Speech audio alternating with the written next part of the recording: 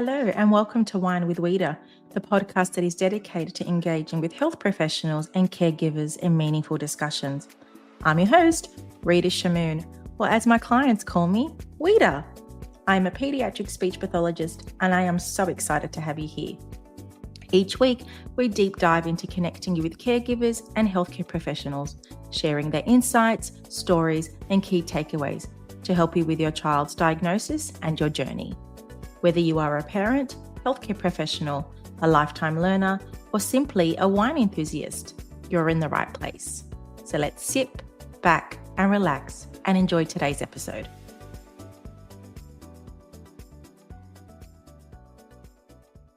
Welcome back to part 2 of the insightful discussion with Dr. Shereen Lim. Now, if you missed out on part 1, please go have a listen because we discussed all the amazing things of airway health, supporting our young kids, and jaw development. Now, sit back and relax as we listen to more insightful information with Dr. Shereen Lim. To play a quick game with you, Dr. Lim. I'm going to ask you, I love playing games. I wanted to ask you some questions that people have proposed for today's interview. All right. If you could have just a few seconds to answer the questions, like it's a quick bites, as they call it. So my first question is bedwetting associated with poor breathing, and why?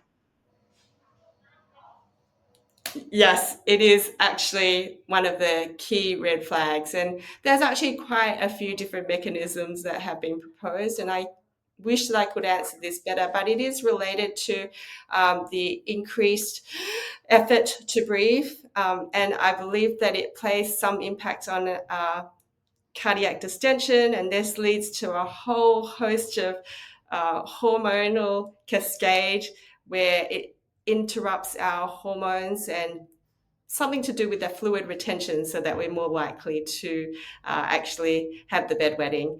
There is also suggestion that it's usually linked to a decreased arousal where these children are sleeping more deeply as well. So it could happen in those children as well.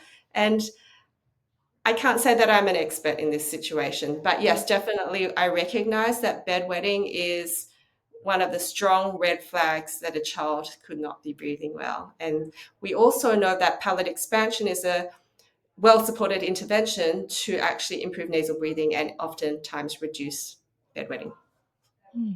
Beautiful answer and in wonderful amount of time. My next question, will my child grow out of their snoring? In a way, sometimes children can actually have a reduction in their snoring as they grow older, for sure. But will they truly grow out of it?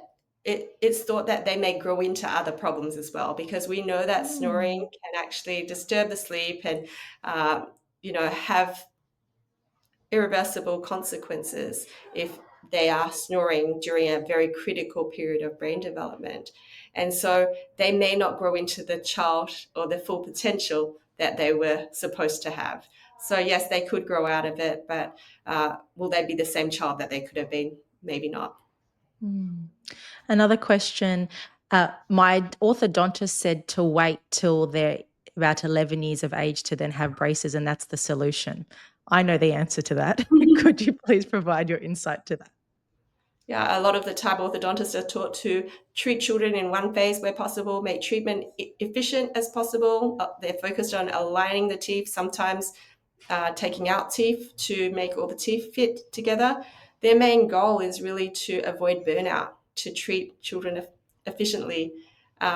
So their goals is very different from other goals, which could be to grow the jaws properly, recognizing that the jaws are the outer borders of the airway, and recognizing that when we breathe well, we can function well. So our goals are very different, and it doesn't really make sense to wait until a child stops growing in that case. We want to grow the jaws well with optimal airway health. I guess just before I go to the next question, I can so see why parents are so confused because they go to an ENT who says you need to see an orthodontist, and then the orthodontist is like, well, no, we just want to pull out some teeth and off you go. but Mhm. we're not addressing the root of the problem, which is the jaw, the small jaw, the tongue, posture, Mhm. et cetera, et cetera. So again, let's hope this interview Mhm. provides that education and insight so parents can make better decisions for their children, because I went through that too. My next Mhm. question, teeth grinding or teeth clenching, is that normal? Should we actually, let's do the first one. Would you say teeth grinding and teeth clenching are the same concept? Teeth grinding would be more movement, isn't it? And teeth Okay, clenching and would be clench your just stretch. Okay, more, so then yeah. how about is teeth grinding normal? And if not, why? Teeth grinding is actually one of the strongest red flags in the mouth, or that tooth wear is one of the strongest red flags that a child is not breathing well. So really, it is thought to be a compensation to help keep breathing going whenever there's an airway collapse. Whenever there's increased resistance to airflow, then we have a arousal from sleep, a fight or flight response, grind the teeth, it helps open up the airway. So very protective against sleep apnea. However, we know that it's disturbed sleep. It's a chronic stressor. So it is linked to very unrestorative sleep, and it may present with other symptoms such as insomnia or difficulties getting to sleep. You know, a lot of kids are on melatonin, but they actually may be having troubles to sleep, and subconsciously sleep is not really relaxed to enter into, or even anxiety. A lot of children are quite anxious, and it's Mm. hard for them to manage because it is a chronic stressor to have disturbed breathing and teeth grinding. Yeah. Thank you for this insight. It is so useful to understand this, because some parents would think, oh yeah, they've just grind their teeth, but there's so much more to understanding the behavior. It's a symptom of something. Yeah, Now, I my mean, next yeah. I do want to say there could be some cases where the teeth grinding is not related to that, but there is Mm, no harm in ruling out airway problems if a child is. 100%, 100%. Now let's ask teeth clenching. What's that? And is that normal? Yes, teeth clenching is when there's extra pressure, in the jaws, just closing the mouth and without necessarily having the grinding. And yes, I think that is a sign of poor oral rest posture. So if the tongue is Mm, positioned in the roof of the mouth, lightly suctioned, and they usually should be the teeth should be slightly apart. So usually, if someone has a lot of clenching and they come, we would just kind of teach them where the tip of the tongue should rest on their end spot using the Maya spots, and they will actually find most often that their jaws are more relaxed. Now, just to reference, myo spots are like this little sticker that you can Mhm. put in a child's Yes. mouth. However, work closely with an orofacial myologist or Yeah. the dentist to teach you the right practice for that. Thanks Um, for clarifying. I read something the other day. Are night terrors related to some poor airway health too? Yes, well, night terrors are a sign of disturbed sleep. So Mm. yes, this could be very linked to having poor breathing during sleep. Mm. Yeah, but My next question: can my daughter's or my child's dummy or thumb sucking? Big question here, Dr. Lim. Can my child's thumb sucking or dummy sucking impact their development because it helps their sleep so much? yes, absolutely. Because a pacifier really actually alters tongue position. Uh, and if we're using it during sleep, that's, half the day. So that long duration uh, can actually influence a child's jaw development, particularly because the jaw structures are the most malleable in those very early years of life. And so when we have a pacifier, it actually lowers the tongue posture and it alters swallowing. So we have increased inward pressures of the lips and cheeks. So that does create a distortion of the palate. So a lot of people don't know this, and a lot of people are told to use a pacifier to help improve a child's sucking. But actually, the greater the duration and the intensity and frequency of use, the more altered we're going to have our swallowing and our jaw development. And having said that, what I have seen is when we minimize or reduce the pacifier, I've seen some amazing facial changes that are able to occur if we do that early enough, like Mm. really amazing where the palate has become more round instead of V, closure of the open bite, and more the lower jaw not being so retrognathic or tucked back. I think we need to recognize that pacifier use occurs in those very early years of life when everything is growing and changing so rapidly. So yes, very, very big influence on how the jaw develops. This is so useful. Thank you, Dr. Lim. My next question, sippy cups, they're promoted to be amazing to support a child's drinking behaviour, but you and I know it is not. Why are sippy cups for young children a contributing factor to difficulties with children? Yeah, sippy cups also, they alter the way that we suck and swallow as well, the way that we use our mouth. Really, so sippy cups are more a convenience thing. It's not a necessary stage of development. It's just so that we can minimize spillage. The other ways that we can actually introduce drinking to our children is like open cups, the little open cups. That's probably the most normal thing. Or we can use the straw bottles. I know that a lot of parents like the B-box straw bottle with a little straw, and there's a little valve up the top, and it's possible to cut the top centimeter off to remove the valve so that we don't have to oversuck or use our wrong muscles. I've heard a lot of colleagues recommend that as well. I Is it think called the that B-Bucks? The B-Bucks? it's called a B-box straw, Okay. straw cup. Yeah, and so you just cut the top centimeter off because it's got a little valve which would encourage overuse of the lips and Yeah. cheeks. Yeah. So So those, if you want like a non-spillage option, that could be a better option than a sippy cup. But yeah. obviously, that's the best. I guess when all parents send their child to childcare and they have a bottle, what Mhm. should they look for in the bottle that can support their swallow and development too? Because I'm even just looking at my bottle here. Yeah. I don't think that's good for me because it's just I'm pouring it in and I'm not really using my muscles effectively. So I should technically drink it without the lid to support lip seal and so forth. What could parents look out for, or what should they look out for the most optimal bottle for their child or drinking cup? Yeah, so I feel like maybe I'm not the most super expert on the bottle types, but generally Mhm. speaking, if it's a younger child and we're going for the no mess option, that B box with the cutoff valve. Yeah. And then for an older child, yes, like I would say that bottle that you're using now, as long as we're not over pursing our lips around that spout, could work well, as opposed to, those spouts that you really have to kind of suck out Yeah. the Yeah. water. Yeah. I've seen them. They Yeah. may not be as good. So I always used to send my kids to school with just a bottle with a round opening so that they could drink out of it, almost like a little cup. Yeah. Do you have a reference point parents can just go to for look at some options like on your website or social media account? No, I would say, like the speech and feeding therapist might They be would a have better them. Yeah. option. Um, I haven't checked it out, but Diane Barr, I think she's a speech and feeding therapist, and she had a book called No One Ever Told Me That, or she's got a few different books on like Diane different Barr. milestones. Okay. Diane I Barr, might different I oral might bring her on milestones. Wine with Wita. Yeah, yeah. So yeah, nothing else comes to mind right now in terms of No, a that's good okay, but it's reference. good to know what options there are and who we can contact for more information. So I'll look out for Diane Barr. Thank you so much. We have discussed in great depths the red flags that parents need to look out for, the misinformation that parents have been given, and the importance of nose breathing and jaw development. Let's now discuss who is best that parents consult with first if they have those concerns, and the assessment process. What would that ideally look like?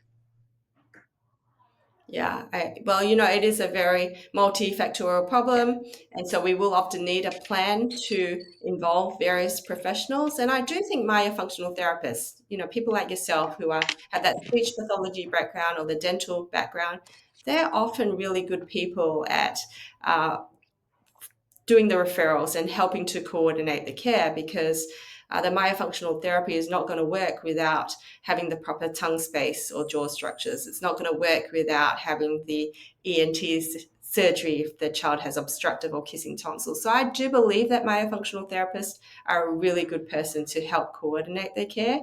myself as a dentist with a special interest in children's airway health, I also have that sort of big picture view. And you can find a dentist like myself that can actually coordinate the care. I can refer to an ENT specialist, or we can refer to my functional therapist, or many of us have teams that can actually offer the therapy and the tongue tie release as well.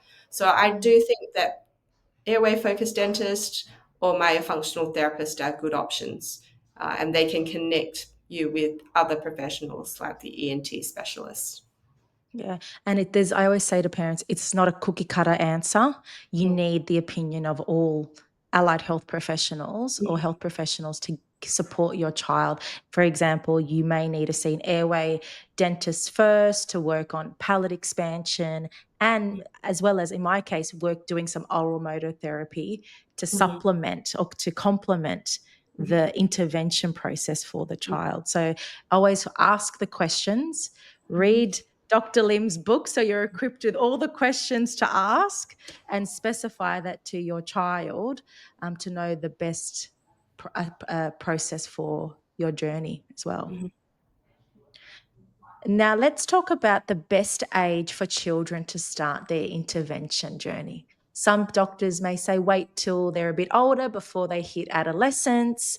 And I guess this what comes back down to when they go to a GP, and the GP may say, oh, there's nothing wrong. Your child's Mm. not experiencing learning difficulties. They seem like they're sleeping well, but it's about starting early. What's an optimal age that parents can look into this?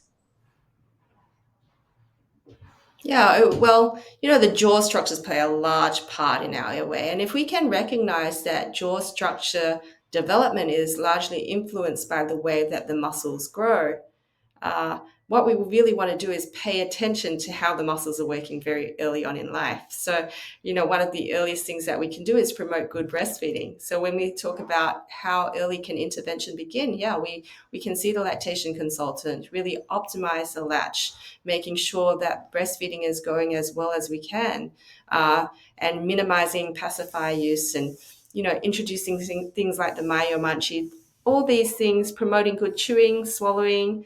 If the child has speech issues, recognizing that oftentimes if it's a speech sound problem or a lisp, it could be a myofunctional disorder where the muscles aren't working well, and we can try to address that, get the muscles working in the right direction very early Mm, on, even before the orthodontic intervention can really begin. In terms of orthodontic intervention, technically we can do it when a child has a full set of baby teeth to support a palate expander. I've got colleagues that are doing it from age 2 years, but in my own practice, I've started at 3.5 years, but now I don't take children until they're age 4. mm, So then we can do 4 years and on. So from a dental perspective, yes, you can start that early intervention well before the baby teeth come through. If you're working with someone that is really experienced working with babies, it's very contrary to what we're taught in dental school, where we don't begin early intervention until age 7 to 8 years. However, by that time, a lot of the facial growth is done. And palate expansion can really have an important role to make space for the tongue, to help get the tongue working better. We know that it's a really good intervention to support nasal breathing. So if you want to help children to breathe to their best, yes, it makes sense to do it much earlier on as well. mm, mm, Yeah, and I guess even from a speech pathologist perspective, we Mm. do notice some concerns with pronunciation with some sounds. And that is why it's so important when you attend a speech pathology assessment to ask them, can you please complete, which they should, an OMA, which is an oral motor assessment, to look Mhm. at the jaw, tongue Mhm. position, tongue strength, tongue movement, to Mhm. know, can your child do this effectively? And if not, let's find out how and why we can help your child out as well. I wanted to ask, where can parents access yourself? Can they access intervention via Zoom with you if they can't, or is it only clinic based? Yeah, we're really only clinic based, because we are very busy, and so Mm, I really focus on the people that I have the capacity to start treatment with. Um, but you know, it is definitely challenging to find different providers. Um, From firsthand experience, it is. yeah, It's really, yeah, really complex. Yeah. yeah. Um, and I don't know, maybe not so much in Australia, but there's various directories that I usually recommend people to go to. Things like the American Academy of Physiologic Medicine and Dentistry, Airway Circle, the Breathe Institute. They usually have providers who have a special interest in these areas. And if you look for a provider, sometimes they might be like an osteopath, or they might be a Mm. lactation consultant or a dentist. It might not be exactly who you're looking for, but if there is someone that happens to be in your city, you can actually go through and um, contact them and see who they can help connect you with as well. Mm, mm. I just want to ask you a question now. I, over the years, even when reflecting back to my university degree, airway awareness or Mhm. jaw development wasn't as spoken about as it is now. Why Mhm. has there been, in your opinion, an increased amount of noise around this area? Yeah, I mean, everything that I've learned that's in that book was never taught to me in dental school. Mm, So a lot of us really don't have any answers um, to this problem. And why is there a lot of noise? I guess, people like myself that have worked with the adults, we're starting to connect the dots and we're helping to explain it to parents, and everything makes sense. When we it speak does. to parents and, you know, parents and families, everything makes sense. They really feel understood. They can recognize that they've had these problems. No one's been able to give them answers, but they're kind of being able to connect those dots now and find a pathway uh, to do it. So I think that when many families and parents find their solutions or answers in this information, they're very passionate about spreading Mm. it to others, because many of them have been quite despaired trying to find those answers and just feel really let down by the system and being dismissed. So I do think that a lot of it comes down to that: more awareness, more dots being connected, and parents feeling quite passionate and wanting to help others. I agree. And as you can see, I'm nodding as you're Yeah. discussing some points. And I read this book in under 3 days. And as I was reading, I was like, yes, yes, yes. From the breastfeeding challenges that I experienced, the resistance I had from the dental department at the hospital, to Mhm. my daughter's tongue thrust, and now her fussy eating behaviors, all these aspects that you identified in this book just made me pretty much confirm my decision Mhm. of going down to supporting her airway health. For Mhm. me right now is the best decision for her. And it was once I did the oral facial course, the facial myology course, things just made sense. And Which that course did you do, unsure, Rita? so, sorry, what was that? Which course did you do? Which course I did it with Rachel and Carla. Okay. The Yeah. oral, Yeah. Yes. Yeah. Yeah. the Yeah. Institute Orofacial, Yes. my, Yeah. yeah, yeah. That Yeah. was a penny drop moment. I felt like Oprah at the moment because it was like, aha, aha, aha. Every element, it just changed my perspective on many clinical decisions that I've done with my patients, as well as the referral process and recommendations with my clients. And it has been a game changer. Yeah. And Excellent. Yeah. yeah, it has been a game because it just really confirms, let's get to the root of the problem Hmm. and support that, as opposed to addressing the symptoms.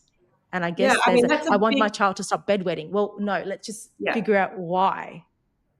Yeah, it's a big shift that I'm seeing as well, because in Perth, what I've noticed is that the myofunctional therapy courses keep coming. So we've got the ones by Rochelle and the ones by Nada and team, Mm, and every time they're getting a good amount of people coming.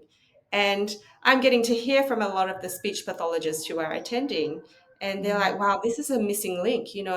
Children that have been in speech therapy for years and years, not getting any progress.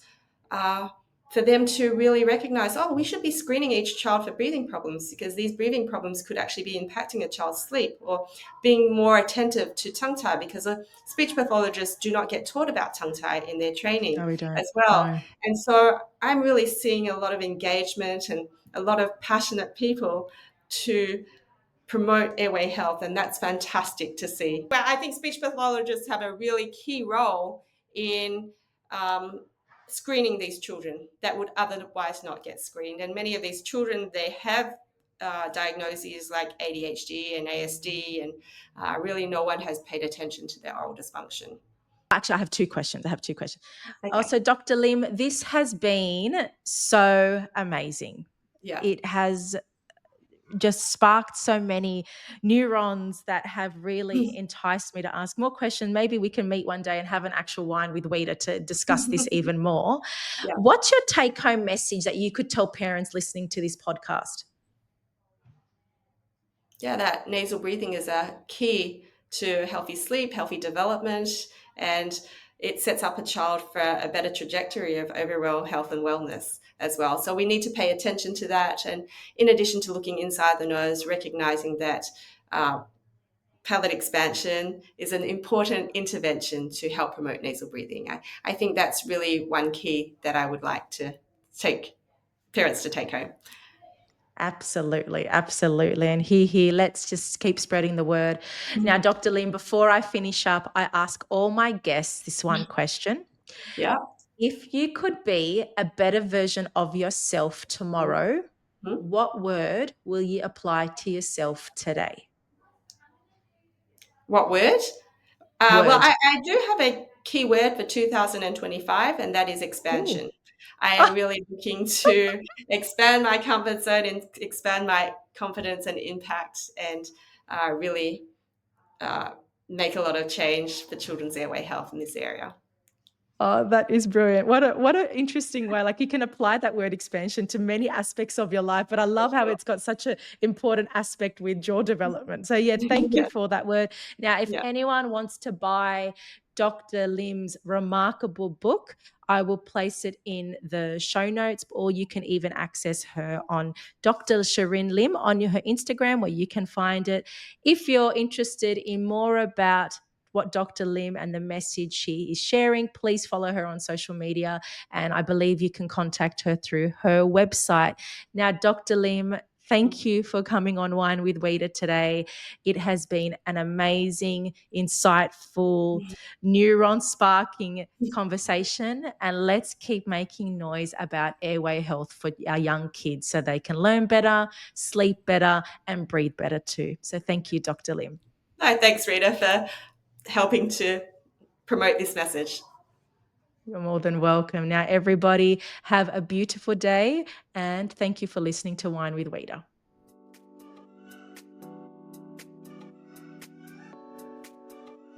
Thank you for tuning into another episode of Wine with Wita. I hope you found some new inspiration, learnt something new, or gained a fresh perspective. If you enjoyed this episode, I'd be so grateful if you please leave a 5-star review, as it really helps the show get in the ears of new listeners, plus it takes 5 seconds. If you're keen for more strategies and insights, then head over to Instagram and follow RS Speech Pathology.